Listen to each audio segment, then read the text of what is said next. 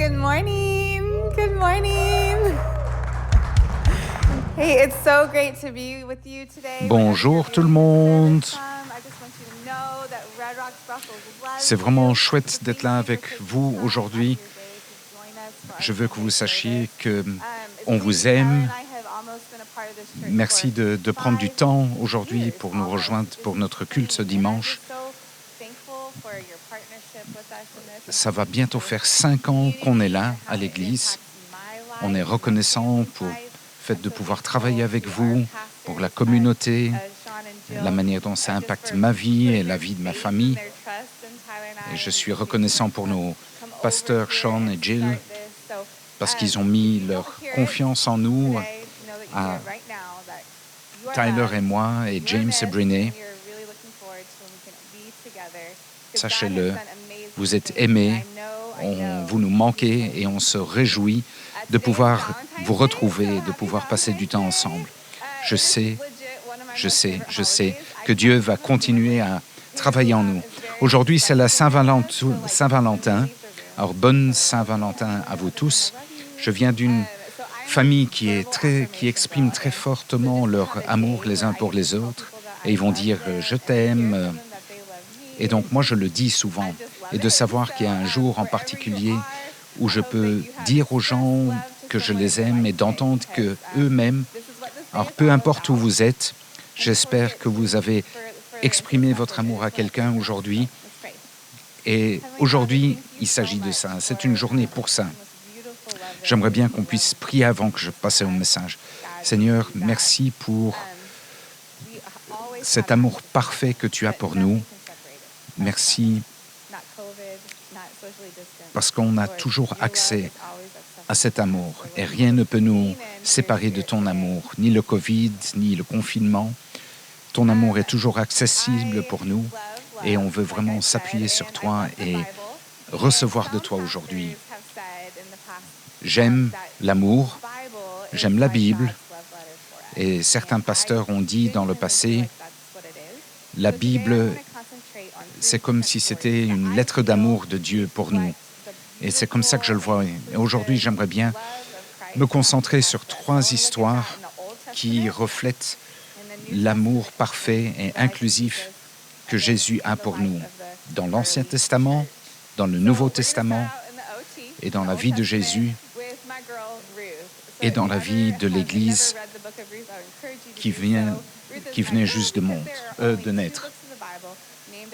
Si vous n'avez jamais lu le livre de Ruth, je vous encourage à lire cette histoire-là. Et il n'y a que 2 livres dans la Bible qui sont appelés selon le nom d'une femme, et Ruth, c'est une d'entre elles. Alors, on a eu une série de messages sur les couples en puissance. Et je vous encourage à écouter ces messages-là.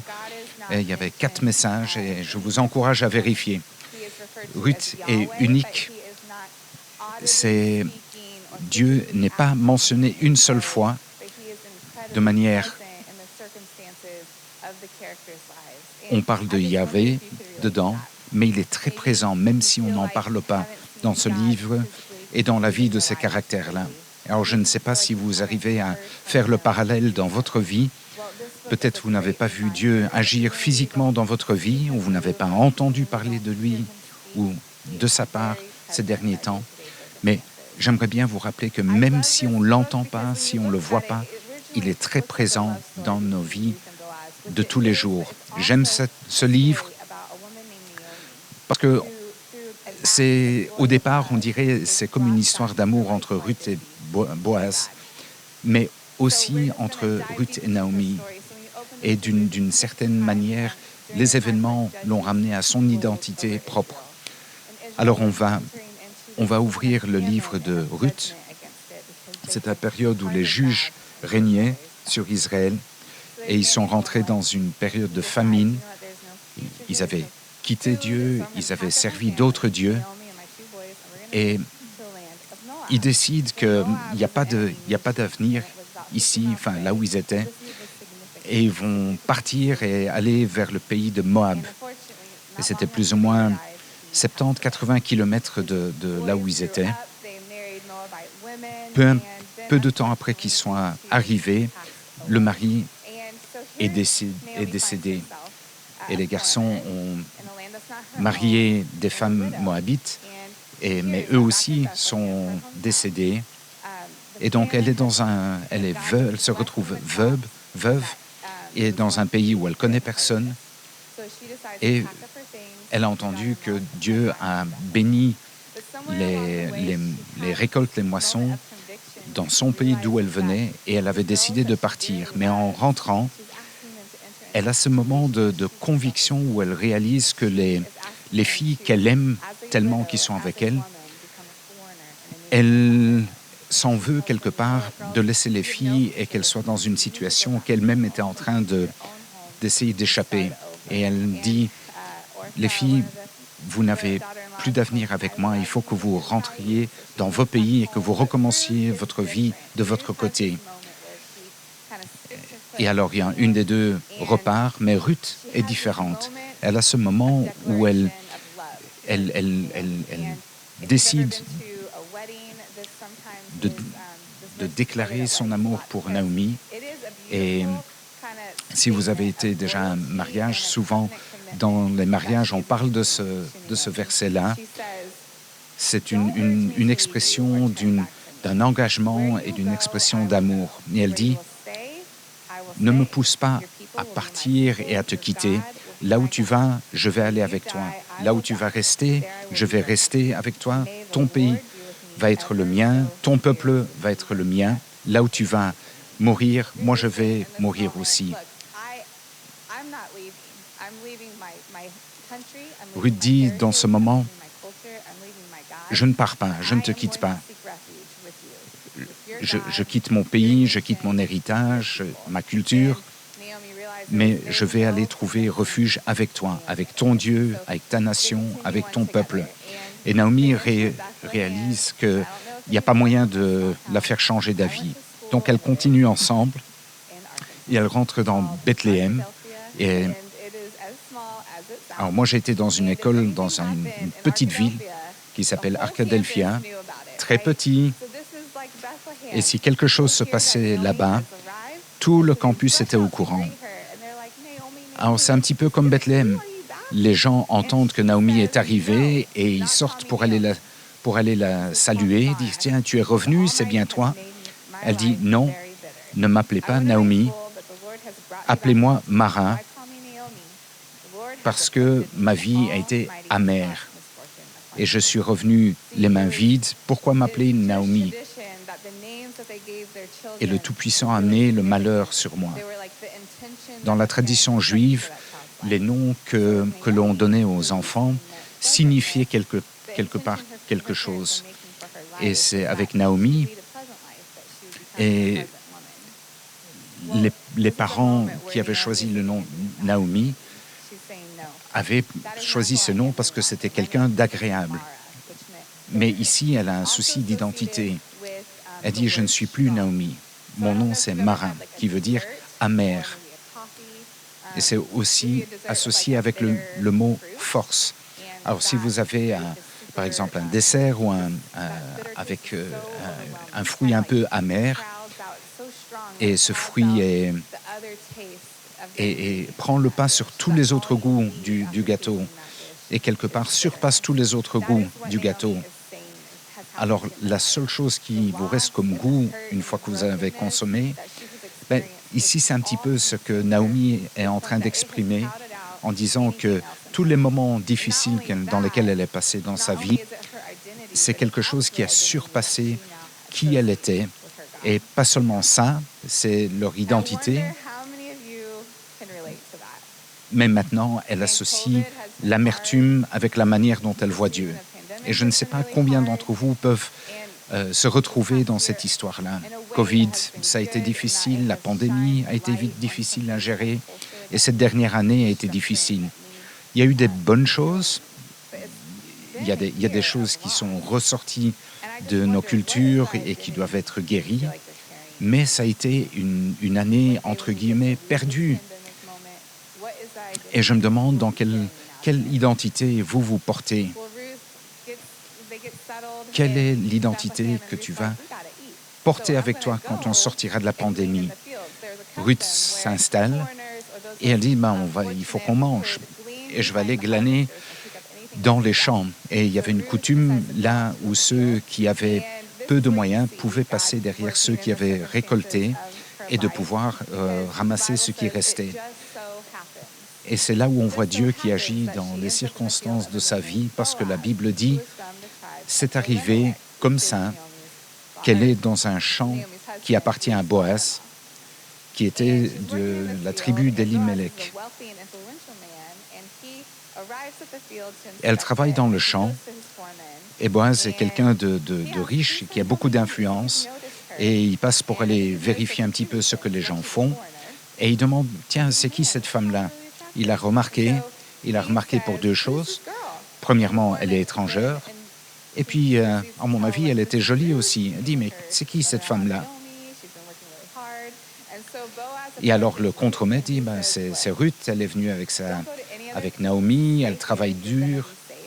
Et Boaz s'approche de Ruth et dit, ne va à aucun autre champ, tu peux rester ici. Si tu as faim, mange de ma table. Si tu as soif, bois de ma source, de mon puits. Et il a dit à ses ouvriers de laisser tomber un petit peu plus de la récolte pour qu'elle en ait plus. Et il a compris la situation dans laquelle elle était en pensant à sa maman, avec son passé à elle. Il savait comme ça pouvait être dur pour une femme comme Ruth d'être acceptée dans une communauté comme Bethléem. Il avait expérimenté première main. Et donc, il avait beaucoup de grâce, beaucoup de sympathie pour Ruth. Donc, Ruth rentre à la maison, elle montre à Naomi tout ce qu'elle a récolté, tout ce qu'elle a collecté. Elle dit, mais tu as été où? C'est dingue. Et elle commence à raconter l'histoire et qu'elle a été dans le champ de quelqu'un qui s'appelle Boaz. Et c'est là où Naomi commence à penser commence à esquisser un plan. Il avait aussi le devoir de produire un héritier.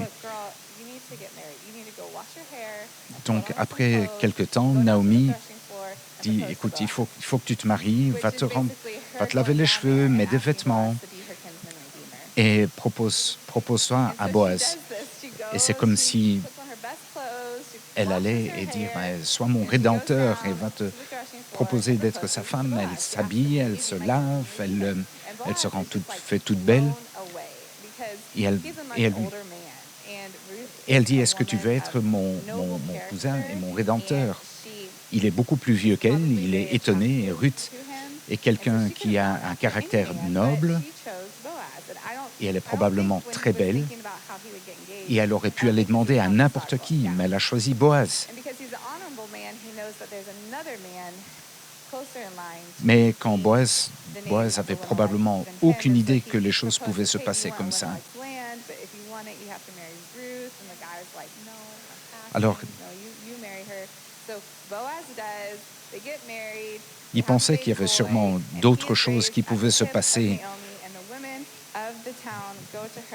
Donc, ils se marient, ils ont un enfant, béni soit le Seigneur qui a permis que tu sois avec un Rédempteur.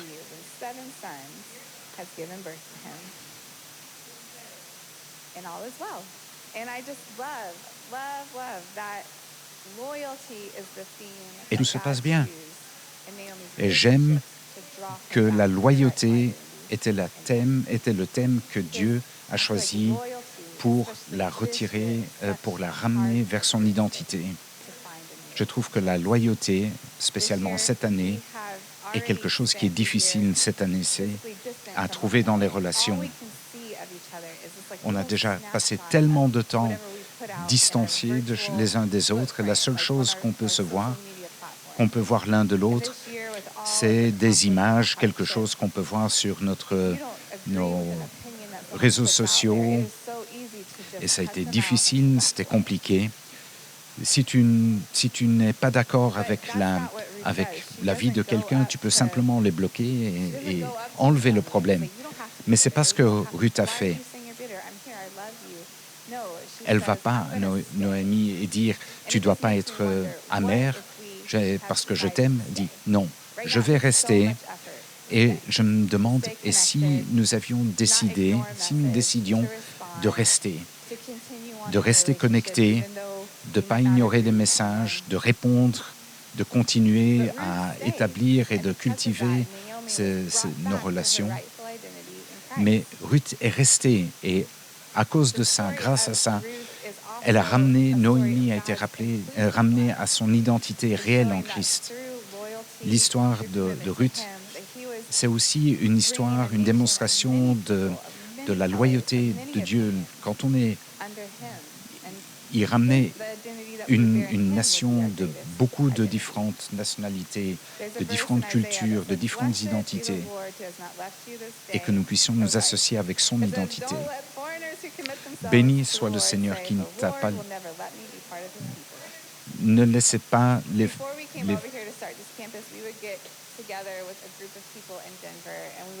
Avant qu'on soit venu en Europe pour démarrer ce campus, on a prié avec les gens de Denver sur ce bâtiment, sur les volontaires, sur les gens qui allaient aider. Et le fruit qu'on a vu dans toute cette aventure-là a été tellement dingue et tellement encourageante. Et un soir, un de mes grands amis, après une des réunions de prière, elle avait l'impression que Dieu lui avait donné un verset, une parole prophétique sur ce campus. Et elle a dit, c'était Jean 13, 35 qui disait, « Par ceci, vous verrez que vous êtes mes disciples, parce que si vous vous aimez les uns les autres, on verra que vous êtes mes disciples. Tout le monde saura que vous êtes mes disciples, si vous vous aimez les uns les autres. » Et ici, à Red Rocks, à Bruxelles, on a l'opportunité de pouvoir montrer l'amour qu'on a les uns pour les autres. Et à cause de ça, grâce à ça, nous laisse le privilège, comme Boaz, Ruth et Noémie, d'une histoire de rédemption, de rachat. Leur douleur ne doit plus être leur nom, mais on peut leur donner une nouvelle identité, un nouveau nom. J'aimerais bien parler ici dans l'histoire de Jésus, dans une histoire de Matthieu 8. C'est Jésus qui se promène le long de la route et il rencontre un officier romain et qui vient et dit « Jésus, mon serviteur est malade, il a mal, est-ce que tu peux venir pour le guérir ?» Il dit « Oui, on va y aller. » Et l'officier romain part et dit « Non, je ne suis pas digne de t'accueillir dans ma maison. » Et j'ai des soldats à qui je commande et je sais que la seule chose que je dois dire, je peux donner qu'une parole et ils vont obéir. Et je sais que toi, tu n'as à dire qu'une parole et je sais que mon serviteur sera guéri. Et Jésus est étonné de la foi de ce soldat, de cet officier. Et il dit, dans tout Israël, je n'ai pas vu une seule fois une foi aussi grande que celle-là. Vous vous imaginez ce que les Israélites devaient penser de ça? Qu'est-ce qu'ils vont faire avec ça? Parce que la présence même de ce soldat romain représentait quelque part l'oppression d'ennemis dans leur pays. Et ils pensaient que Jésus allait venir pour les chasser. Et Jésus déclare qu'un oppresseur, que cet officier romain avait une si grande foi. Beaucoup de gens avaient une idée, pensaient savoir quel était le rôle que Jésus allait jouer par ici, sur notre terre. Ça a toujours été le plan de Dieu que son épouse serait une épouse de beaucoup de couleurs, de beaucoup de nations, de beaucoup de cultures, de différents arrière-plans et d'opinions. Mais notre plus grande identité allait être que nous appartenons à lui. Et je suis reconnaissante parce que je pense que c'est vraiment qui on est en tant qu'Église et ça reste comme ça si nous restons loyaux les uns vis-à-vis des autres. Et la loyauté n'est pas quelque chose qui est produit en temps de paix, mais c'est quelque chose qui est exprimé dans des temps de conflit, des temps durs, et ces temps, ça a été difficile. Et il y a eu des conflits. La Bible nous montre aussi la loyauté et l'amour inclusif dans la nouvelle Église, la jeune Église qui venait de naître. Dans Actes chapitre 8, si vous n'avez jamais lu le livre des Actes, je vous le recommande. Un de nos pasteurs, Scott Brutman, nous a formés sur ce livre-là et nous a vraiment menés à travers ce livre. C'est un livre surprenant et je vous encourage de le lire. Mais il y a une histoire dans Acte 8 d'un homme qui s'appelle Philippe. Et un ange du Seigneur lui apparaît et l'encourage de descendre à Jérusalem et une route qui mène vers le désert. Et il y va et il rencontre un homme vraiment très riche sur un chariot. Et le Saint-Esprit lui dit, marche le long de ce chariot. Et il entend un homme qui est en train de lire dans Ésaïe 53.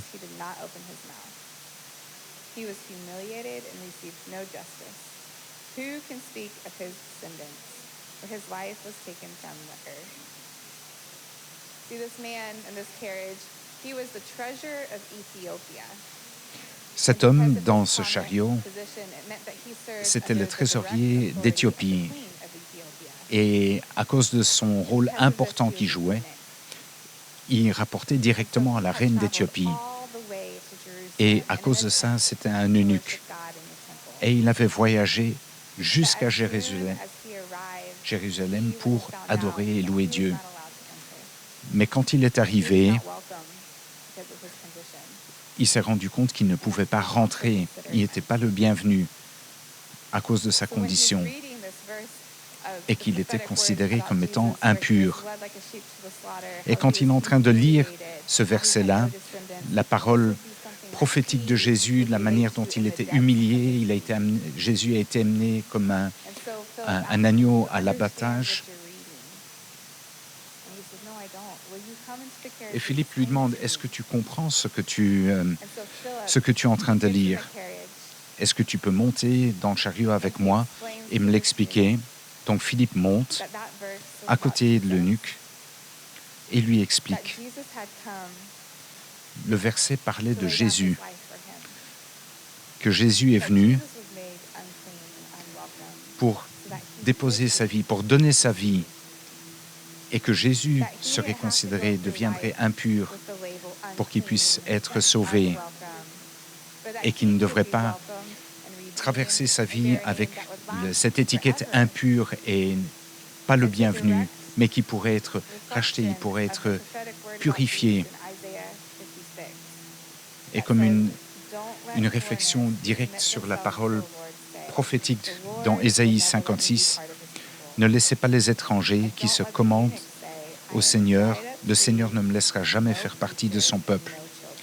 Et ne laissez pas les eunuques dire « Je suis un arbre asséché, sans enfant et sans avenir. » Car c'est ce que dit le Seigneur. Je bénirai ces eunuques qui gardent mes jours de sabbat saints et qui choisissent de faire ce qui me plaît et de m'engager leur vie. Je leur donnerai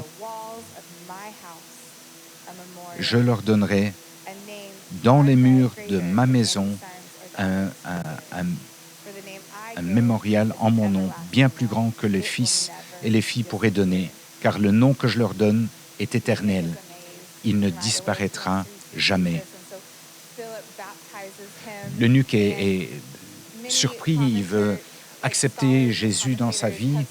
Philippe le baptise et beaucoup de commentateurs de la Bible disent que la naissance de la nouvelle Église, de la jeune Église dans l'Afrique peut remonter à ce passage-là, à ces événements-là.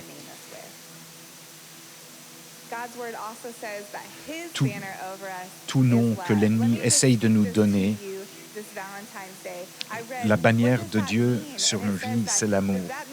Et dans ce jour de la Saint-Valentin, ça veut dire que le roi Jésus a un message pour nous et il déclare à haute voix qu'il est roi des rois, qu'il est le Seigneur des seigneurs et que c'est lui l'époux et que son amour pour nous durera à toujours. Et il désire nous rassembler sous ses ailes, proche de son cœur, et qu'on y trouvera un refuge et protection. Tout comme Ruth a trouvé la protection sous les ailes de Dieu, et il a reçu une nouvelle identité, et que Naomi a été rachetée par ces actes-là. Et comme le soldat, l'officier romain, il a reçu une nouvelle reconnaissance par sa foi et qu'il allait avoir un nom qui allait durer plus long que sa simple vie. Je ne sais pas quelle identité cette saison de pandémie vous a donné. Je ne sais pas ce que ça a secoué dans vos vies, si vous êtes fâchés, déconnectés.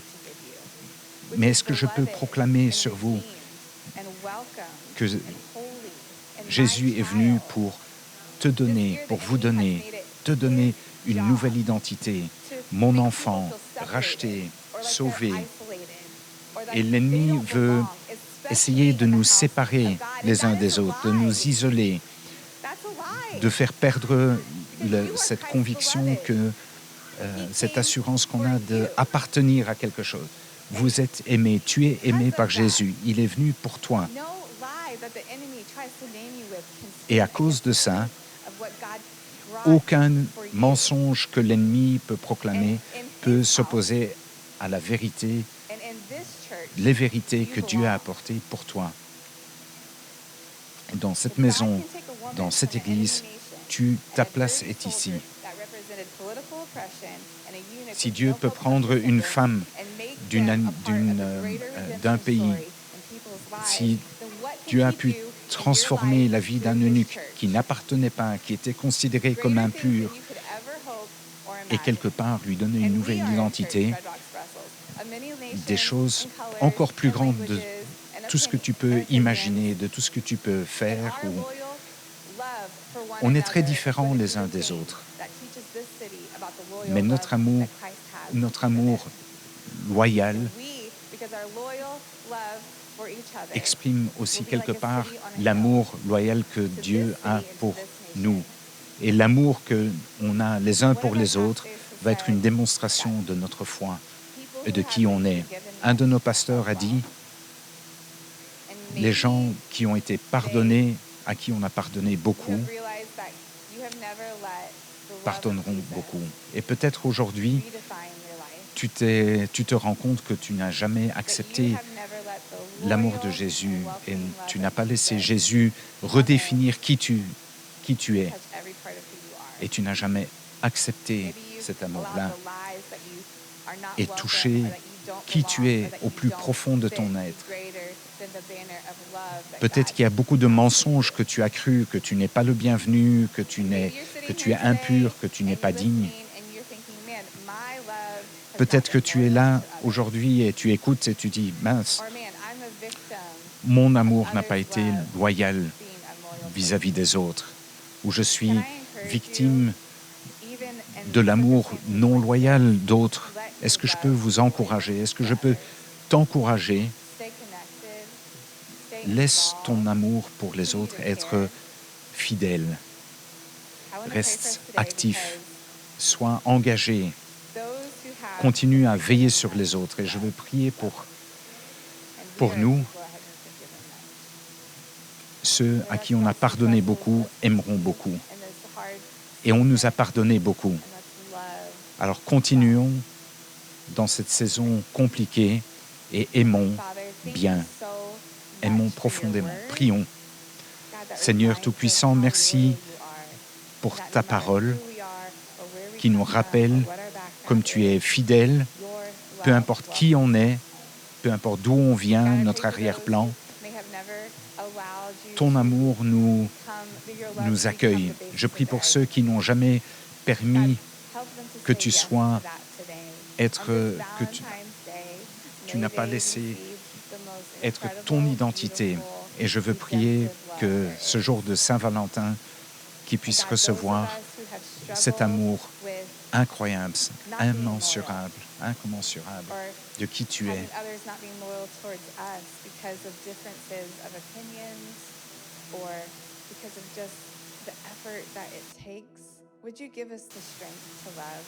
Donne-nous la force d'aimer de manière fidèle et que notre amour fidèle pour chacun d'entre nous puisse être une démonstration de qui tu es et de la grandeur que tu as.